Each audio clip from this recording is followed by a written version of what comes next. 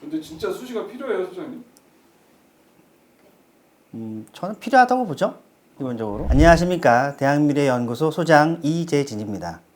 오늘 인터뷰한다고 해서 좋은 곳으로 한번 와봤습니다. 수의상담이라는 게 사실은 필요할 수도 있고 필요하지 않을 수도 있는데 저는 필요하다고 봅니다. 왜냐면 우리가 아프면 병원에 가듯이 뭔가 입시 전략에서 궁금하거나 뭔가 고민이 있으면 상담을 받아야 한다고 생각을 합니다. 올해 70여 개 대학에서 무전공 선발을 도입했습니다. 그런데 이게 작년 입시 결과가 없다 보니까 올해는 입시 컨설턴트들이 이 없던 결과를 예상을 해서 학생들한테 의견을 줘야 되거든요. 과연 이게 작년 입시 결과에서 어떤 포인트를 잡아서 어떻게 예상을 해서 정보를 던져줄지 이게 가장 큰 관건인 것 같습니다. 근데 학생부 종합전형 준비하시는 분들은 그 질문을 되게 많이 하시거든요. 학교생활기록부 세특이나 창체가 마감되는 시점이 8월 31일이니까 그때 학생부가 완성된 다음에 상담받는 게 정확한 게 아니냐라고 반문을 많이 하시는데 정답은 없습니다만 저는 최대한 빨리 상담을 받는 게 어떠시냐고 의견을 드리고 있어요. 왜냐하면 학교생활기록부 우리가 마감을 할 때 대학들이 좋아하는 내용을 담아야 되잖아요. 그런데 학생들 서류를 보게 되면 인터넷에 조사한 자료들 그리고 무미건조한 활동들을 나열하는 학생부들이 굉장히 많습니다.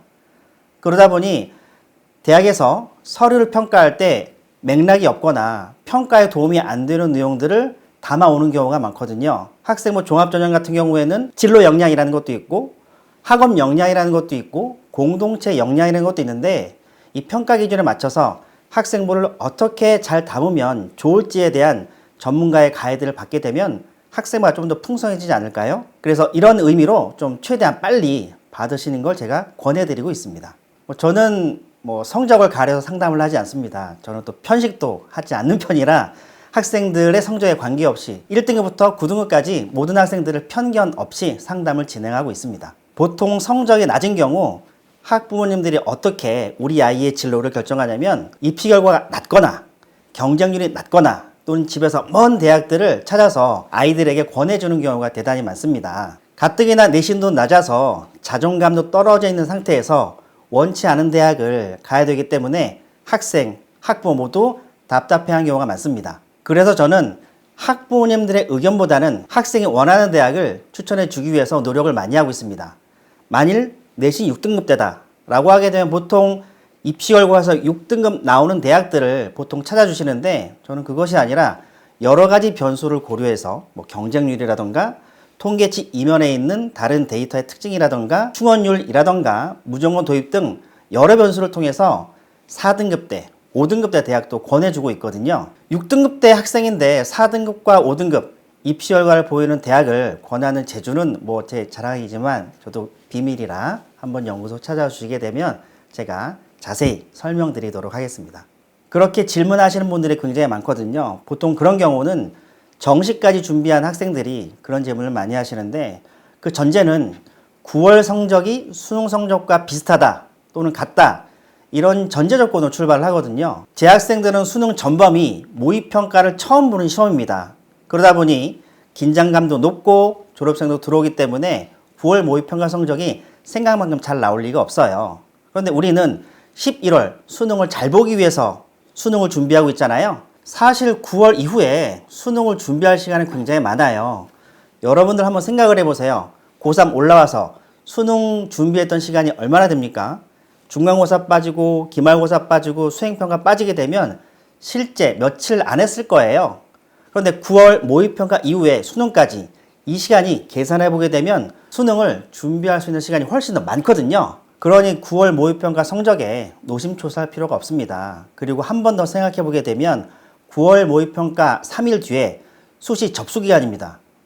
그러면 9월 모의평가 보고 3일 안에 내가 수시에 쓸 대학을 결정해야 되기 때문에 굉장히 마음이 급할 거예요.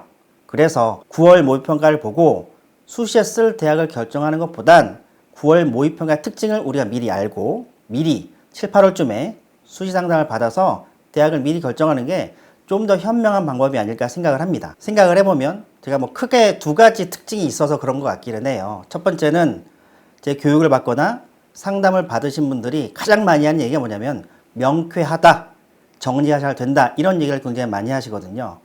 불확실한 입시판에서 뭔가 명쾌한 결정을 내리고 정리를 해준다고 하면 굉장히 입시 내용이 높다라고 볼 수 있지 않을까요? 라는 생각을 하고요. 두 번째는 데이터를 보는 방법이 굉장히 독특합니다. 어떤 분들은 제 상담이나 제 교육을 받고 굉장히 놀라는 분들이 많아요.